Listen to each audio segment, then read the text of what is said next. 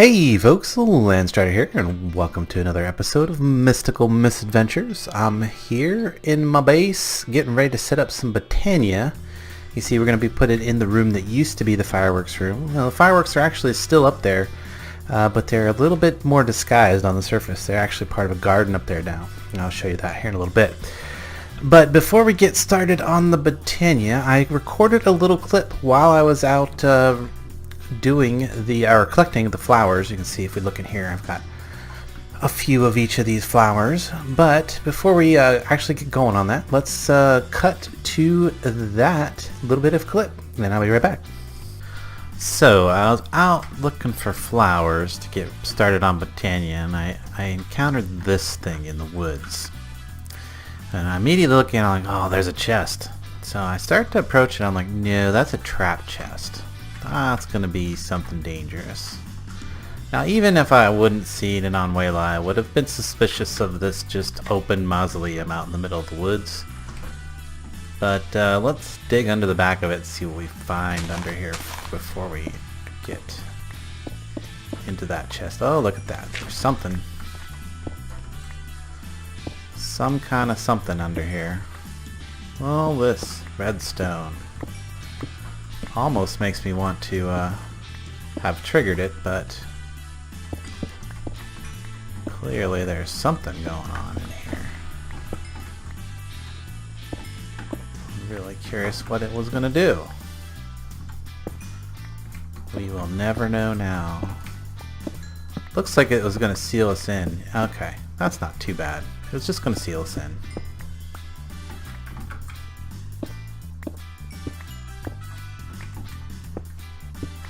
Yep, that's what I would have done.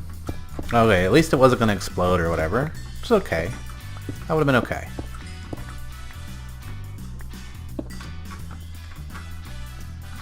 Now I feel bad that I ruined it.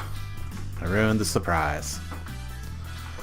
But yeah, that's exactly what it would have done had we left it. But we did get some free pistons and some redstone contraption stuff. Alright, let's do. Oh my goodness, look at the reward though. Look at that loot. Look at all this loot. And I got another summoning pendulum. That's kind of nice. And some mana steel ingots. That's nice. String, I can always use that. All this other stuff. Okay. Thankfully, I upgraded my backpack before we came out, so I can store a few more things. You can see all my flower collection there. I actually got a couple of every color right now, so we're good there. We are good on all that. It was cool. I got some spruce saplings while I was out here too, and I found sunflowers and roses, which is another, nice thing. So we're getting nice and established. Nice and established. Let me put just all this stuff away. In fact, I'll keep that summoning pendulum out because I want to fill it with cows, because there's cows right outside this building structure thing. Wow, they just filled up my entire backpack there, which is awesome. Awesome.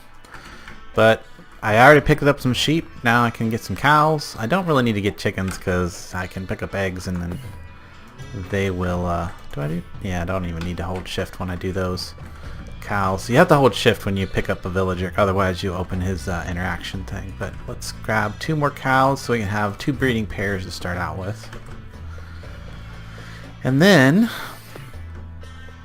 I think we're about ready to just like head back to the base home. Let me get my shears back out here because I've seen a few sheepies right over here that hadn't been sheared yet. Might as well get as much wool as I can because I have some villagers that I can trade the wool with. Some shepherds. Get some more emeralds. Emeralds are always... Hey, that was convenient. Also, I can shear these chickens. Gives me a bunch of feathers. Feathers could be useful if I can find a Fletcher that actually wants the feathers. Oh, there's a spider. Hey, yeah, take your string, spider. Or your spider eye, I suppose. But yeah, a bunch more sheepies over here.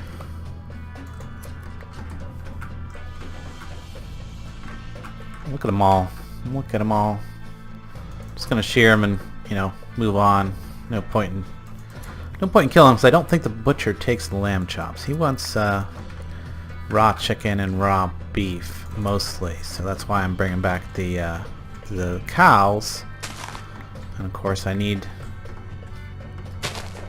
probably need a few of these at some point, right? Some leaves. Actually, no, I don't. What am I doing? Wasting my thing there. I get leaves all the time out of my bonsai plants. Bonsai pots. There's some more sheepies. All right, man. There's tons of them in these woods. Tons of sheep in these woods.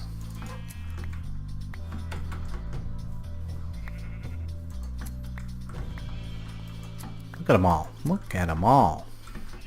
And they just keep more and more sheepies. Unfortunately, I don't really need to get more of these Botania flowers than like I just need at least one of each, and I think I've got 2 of every color now at minimum in my bag. So we're good there. There's another village. Oh, this is the village this is actually a village I've been to, and you can see that is that split island that got kind of like cut off by the other village spawn. I actually swam up the slime path there and got the slime saplings from the tree up there because it was a purple tree. So yeah, we got those growing back in a bonsai plat, but back at the base. But I think we're gonna take the shortcut here because I can. I believe it is /home. And that is thanks to FTB utilities. Now each player on the server can set a home by doing /set_home, and you may return to it. I don't know if you can do that like at any time and if there's a timer on it, but anyway, there you go. There you can see I've got some purple slime been drying on there. That's going to give me luck when I eat it, which is going to be nice. I'll just leave it on there for now. And then right over here you can see that I've got 3 little purple slime trees, which are going to give me all the congealed green slime I could ever use. I can probably use that in a few crafting recipes and stuff. But occasionally they will also give me the purple slime balls, which then can be dried into slime drops, which can be eaten for luck, and they're actually pretty good saturation too, so not a terrible food source. So that'll be good when I am killing something that I want to make sure I get some good drops from. But we also brought back some spruce saplings, which I need to go ahead and make a couple more bonsai pots, set those up someplace. I think right here probably do for some spruce. You can see that I did finally get that peace candle from the village over there, and I set up some indoor farming. Now the problem with the crops on this in this pack is you can see that their carrots won't. There's no carrots right around there because the light level is just not quite good enough. Like, those are going to pop off in like a second when they attempt to do a crow tick, I believe.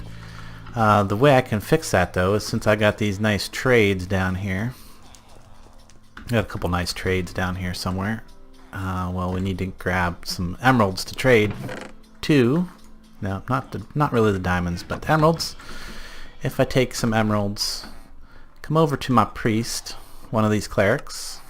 They both have the same trade, which is 1 emerald for 2 glowstone. That's pretty nice. Actually, I need a couple of these. Let's do all that.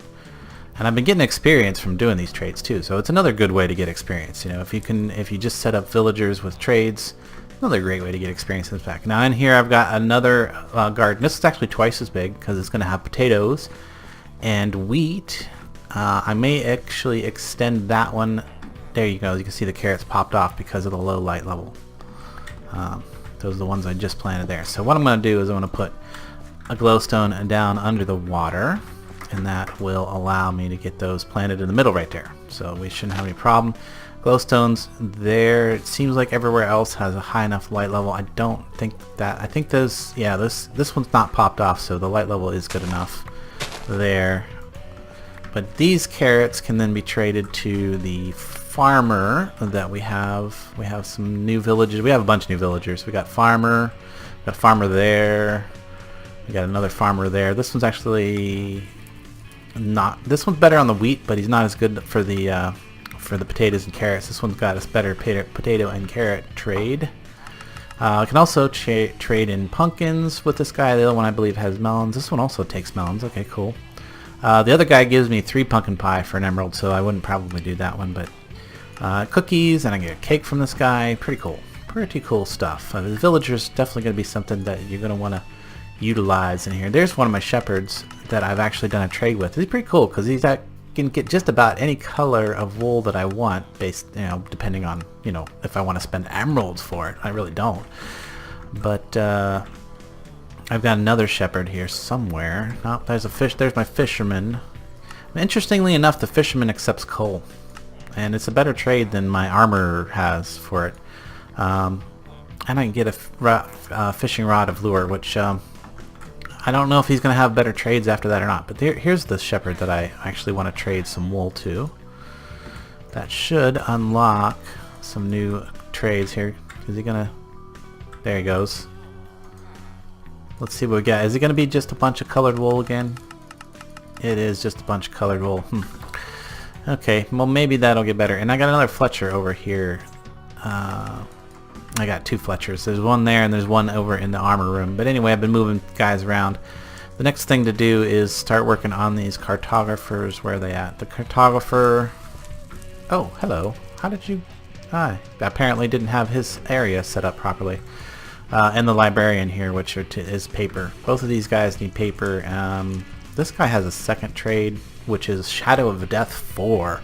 But it's like 54 emeralds in a book. I'm not even sure what Shadow of Death is, but it sounds really cool. So that could be interesting. But yeah, I'm setting up these villager trades, and I've cleared out the entire. Well, I've lit up. I don't know if I would say cleared. I have done a good amount of work on this top level to just light everything up and make sure that the spawners are disabled. This one's a skeleton spawner. Don't know if I care about that. I've got another spawner down that way. I think it's a zombie spawner. Or down here. Yeah, there's one down the other way too, but this one was really interesting, the zombie spawner, because look what's right here. A vampire den. That was pretty cool. I was like, yeah, that's kind of awesome, because I was thinking about becoming a vampire. So when I do, I've got an altar right there. It's mostly full of blood. I can level up real fast. I got a big blood container right there. A bunch of blood bottles in there, and some more fangs and blood bottles. So yeah, that might actually be very useful. And the fact that we have all those villagers will make it really easy for me to survive down here. Because I won't be able to eat food anymore. I'll have to drink blood. But we got all these villagers to drink from. All these villagers to drink from, and as long as I don't over drink, I won't kill them and turn them into or turn them into vampires. Or whatever. So we should be pretty good there. So yeah, we're doing really good. I think it's time to get back to the regularly scheduled episode, which should go on about now. Alright guys, I hope you enjoyed that little clip there. Might have been a little bit longer than a clip, but I figured I'd show you guys my operations up here on the surface. We've got some barnyard animals now. We can use those to do some villager trades with the busher, and of course the wool, or the sheep, will give us wool, which will allow us to do more trades, and of course it's highly useful material for crafting. But while we're up here real quick, this is the disguise I did for the I just left them in there. They still work with the water. I tried to completely cover them up, but they don't work if there's an actual solid block on them. But they will still fire their fireworks through water, so I thought that was kind of cool. Kind of just made a little garden of it up here, and then I got a little bit of stuff growing here. The sugarcane, that's the word I'm looking for. Sugarcane there, so I can make some paper and trade with my cartographer and my librarian down there. And my cartographer actually has some things that I'm going to want to try to check out pretty soon, because I don't think I've ever done it. There's some, you can get some maps to what appears to be treasure, or at least to some vanilla structures or something like that. Anyway, we're going to eventually get into that, maybe not this episode, but to do so we need to unlock all those trades, and we've mostly done that.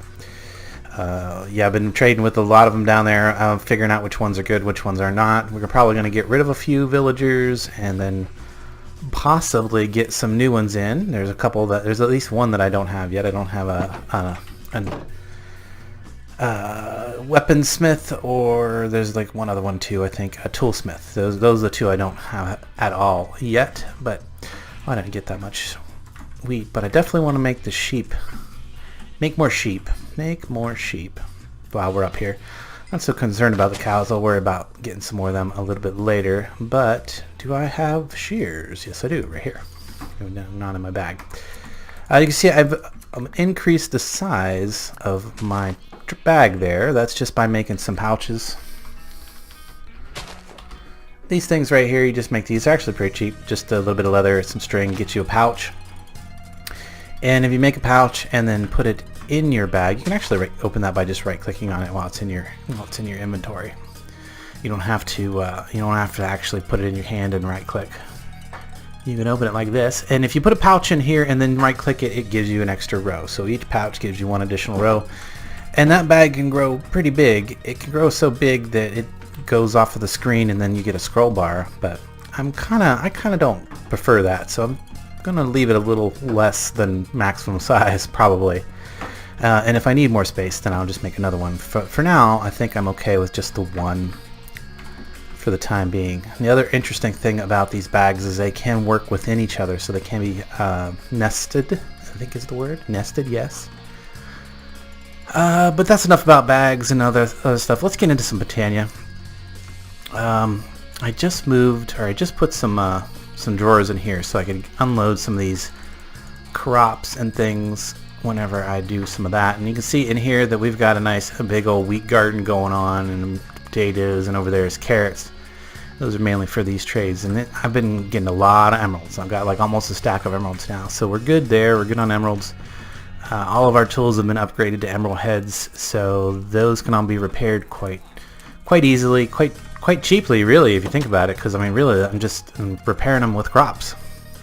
You take the full route back to the material that I'm actually farming to keep those tools, to repair them. You get the emerald you get by growing crops and stuff like that. Anyway, I digress, and let's get into Botania, because I got a little bit of everything right here. I'm going to need these shears, and I'm going to need some bone meal. I totally forgot about the bone meal. I thought I had everything in my inventory I needed to get started, but one of the other things we're going to need is some bone meal. So let's come over here, grab a little bit of bone, and grab this partial stack here, and this is going to give us a lot of bone meal, a lot more than what you would normally get, as long as you put it in the squeezer right here. So each one gives us, well, twice as much, plus you have a chance of getting some bonus material. So normally I would have got considerably less than a stack out of that 15. I almost got 2 stacks out of it. That's pretty nice. There's some other things they're going to want to be doing with bone meal too, so I don't mind having a bunch extra. Well, that's way more than I need to get started over here, but first thing we need to do is convert all of these into petals. And that's going to be, well, just a second. We don't want to store the flowers, we want to store the petals, because the way that we're going to get more petals is by bone mealing them. That's right, you can put the petal on a bit of dirt. So we need to start out with some white. You can see makes a little shiny spot there. And you take some bone meal, and you bone meal them, and you get a tall flower. Now you can't just break the tall flower with your hand. You need to actually use shears. So we're gonna shear those 3 or 4 tall flowers, and then from 4 we now have 16. Pretty nice, very nice. We can do that with each of the colors if we want to get a whole bunch of the colors.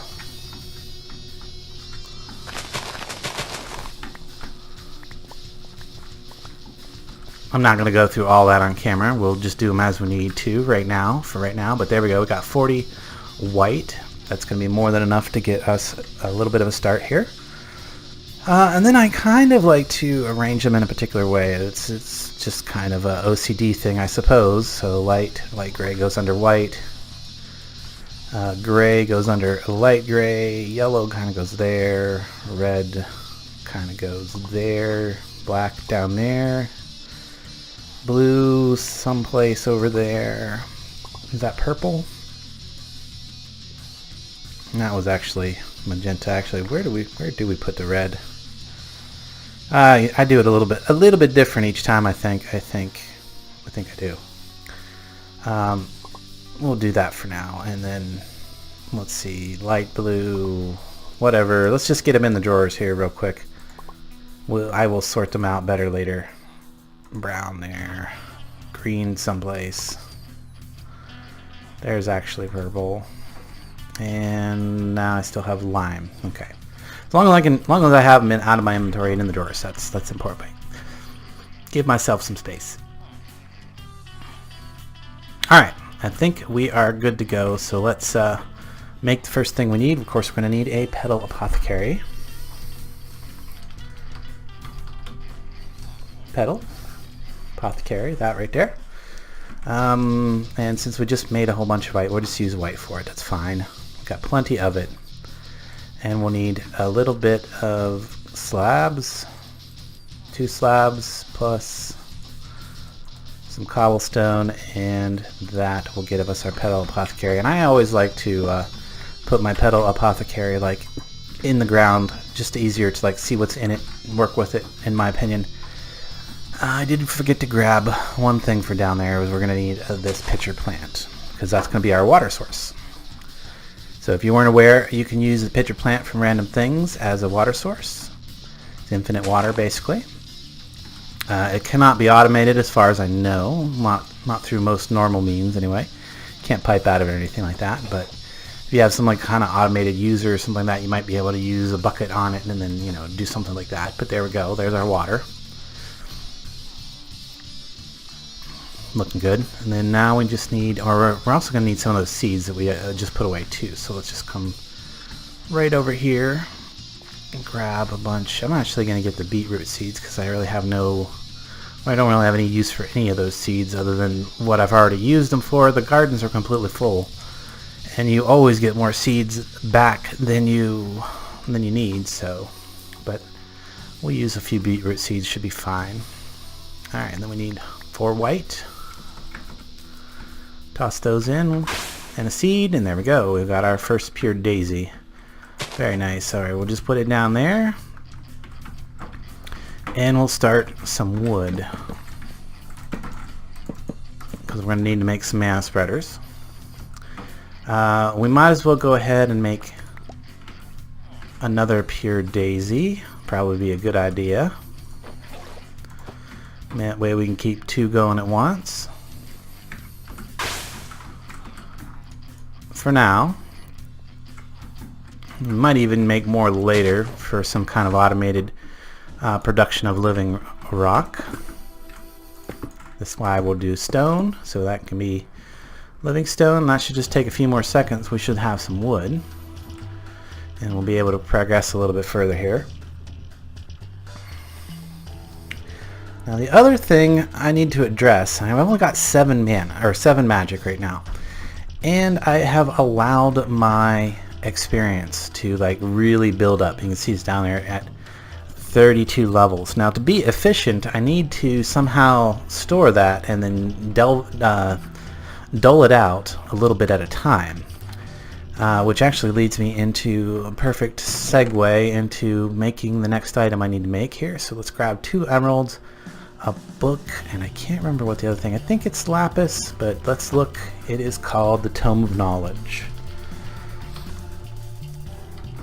The Tome of Knowledge, if it's lapis, yeah, I actually did remember it correctly. So let's open that crafting grid up, hit that plus button, and we're going to get the Tome of Knowledge, which will allow us to store all those levels. So there we go, drop them right in there. And now we can efficiently use them. We can store them, hold shift, right click, pull them out, get exactly the level we need, not wasting any at all from this point on. We can also set this book to auto collect, which is, I think it's V.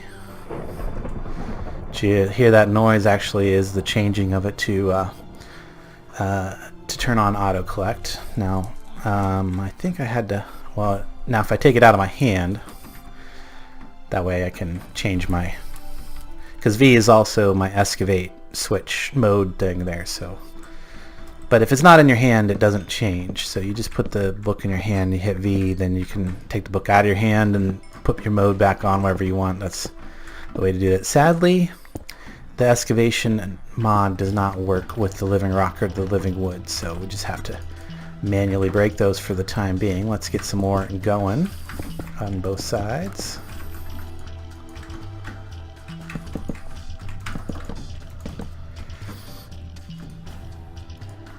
Alright, but the main thing is, if we look at the mana pool, there's different ones. There's the regular mana pool, there's the diluted mana pool, which actually only takes 4 magic. I could do that one, but I want to skip right to using the normal mana pool, which is 8 magic. So we are going to need 8 levels, and let's do 8 levels exactly. There we go.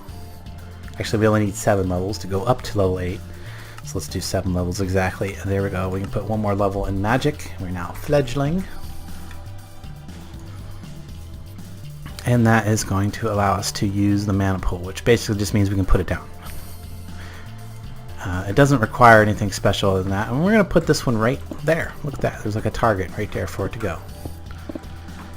And then we're going to need to set up some way to get some mana into it. So let's actually look at doing a not Thermalily, but the one I'm thinking of. We should have grabbed our Botania out of the chest down there. So let me just grab that real quick, because that's going to be quite helpful.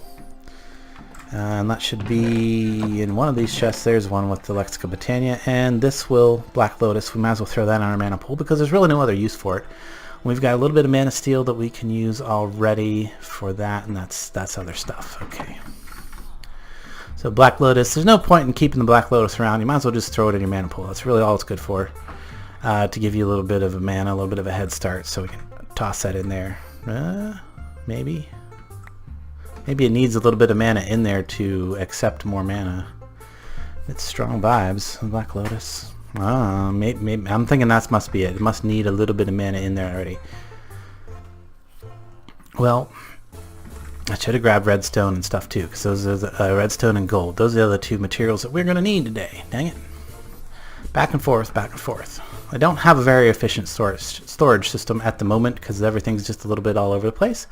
But I do just like the fact that it feels like an actual, place of living. Somebody lives here, feels like somebody lives here. And it should, because I do. Seriously, no gold up in here? Okay, we're going to have to actually pour some gold out. And you know what? I fully intend to automate this later with some stuff, and that's probably for another episode. But for the time being, I've got a couple extra seared brick up in here. We can just make ourselves another spout for over there, or another faucet for over here, because I do have an alternative use for that faucet. In fact, I can show you. It's kind of a neat trick I didn't realize was a thing. If we look, we have 1,000 resin in there. We can take. I'm going to just borrow this one for a second just to demonstrate, because eventually that one over there is going to come over here. I don't want to craft another one because that's more than I would need ever probably. But we can put that faucet on this magical squeezer, and it will pour out and down into the drying basin. As soon as that gets to, it's not the fastest process, but as soon as it gets to 1,000, it'll almost instantly create a block of crystallized mineral. We can get the crystallized mineral, or we can get the liquid mineral by squeezing more logs if we want. But yeah, when we set the automation up on this one over there, we will probably take that faucet and stick it there, because there's not going to be too many times that I need to do that, and there's really no point in wasting the materials on the dynamic integration pipes and output poles and things like that, when I can just put a stick-it-up faucet on there, and for the few times that I'm going to use it, oh, that'll work.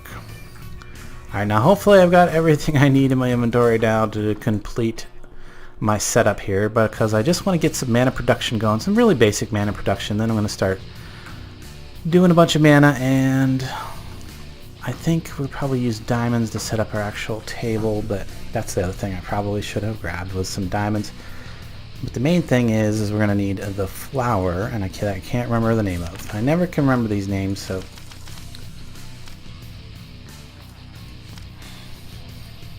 you should definitely click on the video button there sometime. It's of course very funny. I'm not going to do it, obviously. It's not YouTube friendly. So we need generating flower, we need endo flames. That's the thing I was trying to remember a few seconds ago, and this will tell me exactly how many of what I need. So I need 2 brown, 2 red and a white, or red and a light gray. So let's grab out our red here first. We'll do the red down, and then of course we need to bone meal them, and then shear them, and then break them back down. Light gray, let's put the red back for the time being, for the moment. Light gray, just grab them all out, do the same thing here.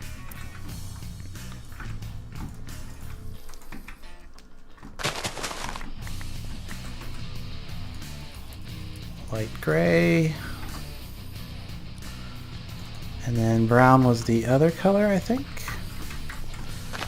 And we're going to need twice as much brown as we do the others, so let's do them twice. Get 4, and then we'll do 4 again.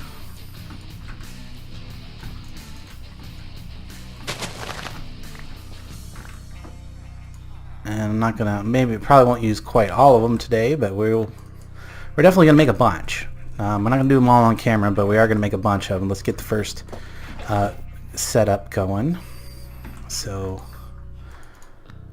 let's clear some bar space here.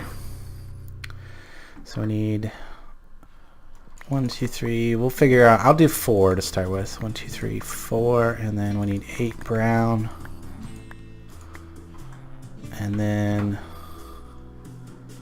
let's keep our bucket on our bar. So 1, 2, 1, 2, and then a seed. Then we just do that, and then of course we need. There's a little bit. The easy way to do this is like once you've done one, if you just did I put the water in it already? Okay, yeah. And then click it with an open hand, and then just toss a seed, because it'll automatically. An open hand, seed, open hand, seed. Actually, I grabbed just about the right amount of seeds too. There we go. We got 4 endo flames. Now, I eventually would really like to have these be floating flowers, but until then, you know what? We're probably going to have to move these pure daisies, because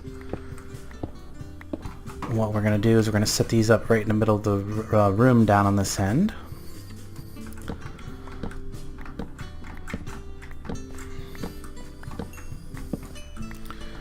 And I think for now, yeah, let's move these pure daisies. We'll put these guys down right here. We'll just bring the pure daisies down just a little bit. Maybe where'd they go? In my inventory to date. I know they didn't disappear. Maybe it desynced. Maybe they went in the bag. No. Oh, there they are. They were on my bar. Yeah, a little desync issue there. So put that guy down right there, and this one down right there for the time being. I'll get around to moving them around a bit better later, but anyway, these guys will work right here just fine. And we got enough material, I think, to go ahead and do a couple mana spreaders. So mana spreader. Just need a basic one. Of course, we'll need some kind of petal. I really... Well, yeah, we'll need at least 2. So we will need at least 2. Let's make sure we open our crafting grid first. There we go, and that'll give us our 2. 1, 2. Because we're going to need 1 to fill the mana pool. We're going to put it right there. Then... shoot, I don't have enough wood now to make my wand that I need to aim that, but that's okay. And then we're gonna have one shooting back this way. Is that gonna work? Maybe, maybe not. We'll have one. Maybe I'll just have it down on this end of the room here for the time being. But we're gonna need to go grab a diamond as well, and some fuel to feed this thing. So something I could feed it is maybe sticks. We have a lot of sticks from doing the bonsai plants, but probably just give it a stack of coal for the time being. It's going to be really easy to get some more coal. I probably should have not used as much coal as I did trading with villagers, but I just have to keep that in mind in the future. And then we're going to need a few mana diamonds. Of course, it's going to take probably a few seconds for it to build up enough mana to do so. And then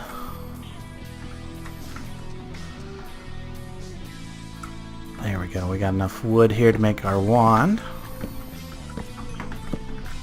Should anyway.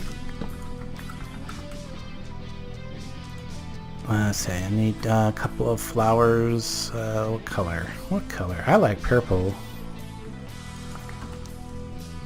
And I still got purple in there, so that we're good there. Just as long as I leave one in there, I'm okay, because then I can make more. First, though, we need to make the sticks, which is like that, and that's going to give us only 1 stick, so 1, 2, 3 of those. And then we go like that, and that'll give us our wand of the forest. Now then, I can aim this by shift right clicking on it, and then shift right clicking on the thing. I don't know if I needed a shift right click, but I think I did. But there you go. You can see now that it is aimed directly at the mana pool, and we're good to go. So the next thing to do is to make sure that the flowers, because I placed the mana spreader after I placed the flowers, so that's actually that probably means that these flowers are not linked. You can see the little X there, so if I do that and then tell it to link to that spreader, you see the little graphic there, and now they should all be linked to the spreader. They now got a green check mark down by that little thing there. Okay, cool. Next thing is to throw some coal down, and those will get sucked up, and all these things will start creating mana, and it'll start shooting that mana into that pool right there. There we go. We're looking good. Now, next question is it, yeah, we're not overwhelming the mana spreader yet. That's good. That's real good. That means I could add more endo flames, and it would be able to keep up with that. So that might be the thing to do, is to quickly just make a few more. Since we do have all the materials, I believe. That's gray. I need light gray. 1, 2, 3, 4. Let's go for 4 more real quick. Shouldn't take but a second. 1, 2, 3, 4, 5, 6, 7, 8. I actually got more than I needed there. Get our open hand. Nope, I must have did something else. 1, 2, 1 and 2, and of course I need seeds. Of course, don't have any more seeds. Let's go grab a few more seeds.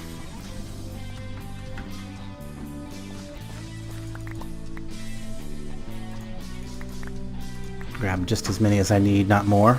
That way it's one less thing to be cluttering my inventory after I'm done. And now we can get another endo flame. Speaking of clutter in my inventory. Clutter, clutter, clutter.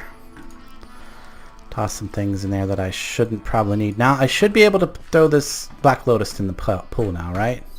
Yes, there you go. That time it went in. I guess it has to have a little bit of mana in there to catalyze the Lotus. So I'm just going to drop those for the time being so that those keep going. But now if I put my water in and do my open hand, nope, apparently it forgot what I was doing. Guess you really can't do much of anything in between actions there. And then there we go. Now we got 4 more. Now when I place these ones down, they should automatically link to that spreader because it's the closest spreader. Alright, so there's 2 more. Let's check on. Still we're keeping up with the flow of mana, so let's do 2 more. And let's check on.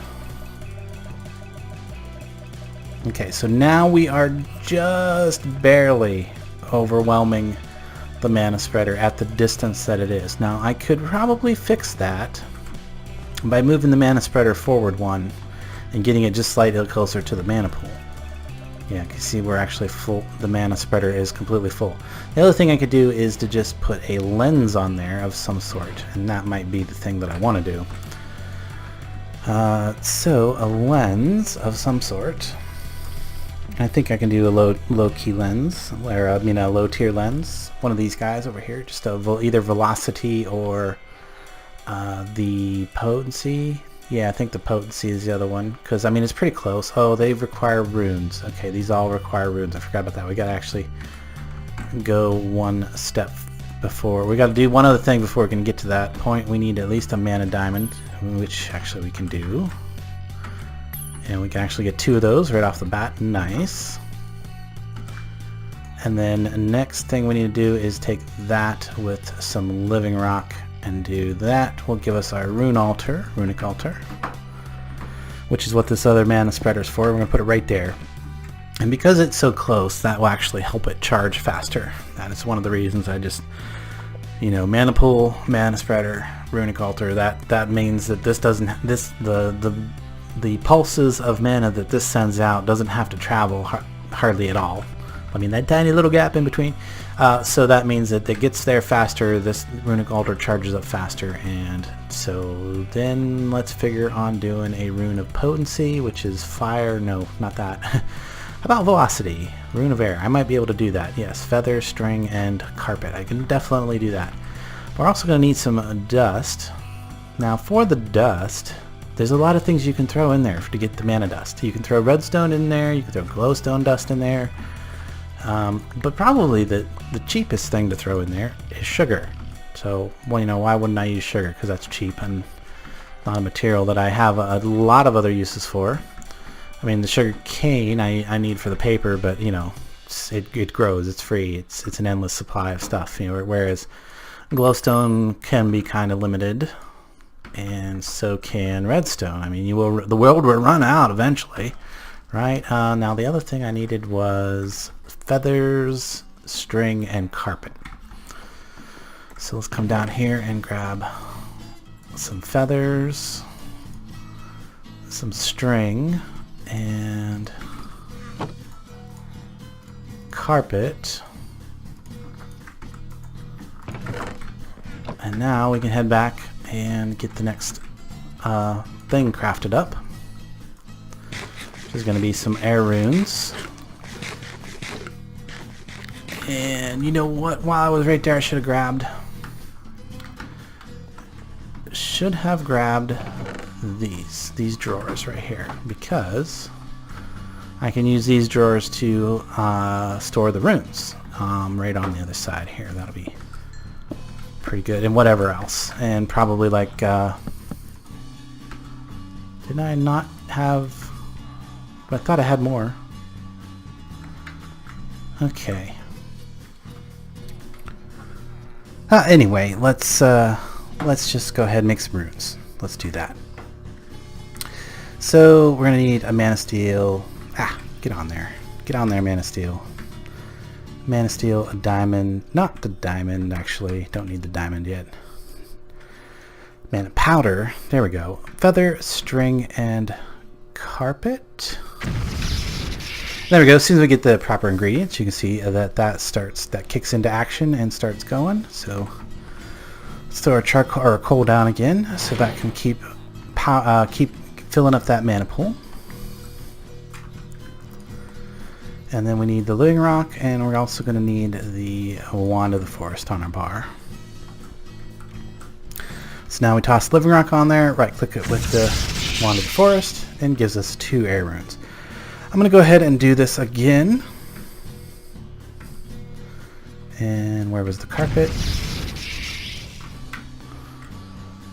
You can see that it goes fairly fast with that spreader, like right there. So that's actually pretty good. The only thing that would make it go faster is maybe a lens on that spreader or another spreader even. You can have, like, I think as many as 3 spreaders pointed at these runic altars, and that will speed up the process, but that's really fast enough for me.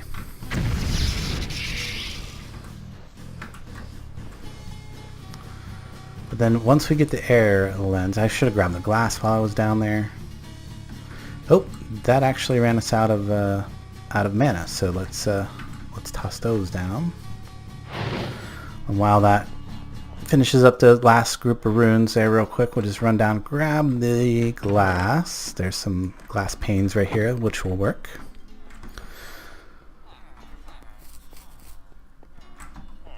Keep wanting to go by the room door. There we go. Now we're ready for that final bit of runes there. And that should be everything we need to do the lens. We'll get a mana lens and just combine a rune of air with that. Will give us a velocity. And the velocity just get put right there. And now if we look, there we go. Now we're keeping up with the production of all these flowers. So drop that down again, and we should see that it doesn't overfill anymore. Does not overfill anymore. Love it. Excellent. Excellent. Well, there's our mana production. We've got our runic altar. I'm going to put together a bunch of runes off camera. I'm going to go make some more drawers to fit right in there. But now we can store like our mana steel, our mana dust, our mana diamonds. We'll put mana pearls right there. I'll do my rune of air, my fire, my earth, and my water down there for the runes. And then there'll be a few other things that I want to store in here in some drawers, I think. Particularly once I get to the point of making terra steel and all that other fun stuff. But that's a good start on Botania. Anyway, guys, I think we're going to wrap it up at this point. I hope you've enjoyed this little bit of an episode. We'll come back next time, and I should have a pretty good amount of progress here. But I think we're going to have to go to the nether. For one, I need that material to make the fire runes. I need some nether bricks and nether wart and some other things like that. I do believe that would also might be a good time to start thinking about becoming a vampire. So yeah, tune in next time for another, for me, yeah, maybe we'll do nether and do the vampire stuff. Get to start on becoming a vampire. Anyway, guys, thanks so much for watching. If you did enjoy this, make sure you hit that like button. Don't forget to leave a comment if you have something to comment about. And until next time, I will catch you later.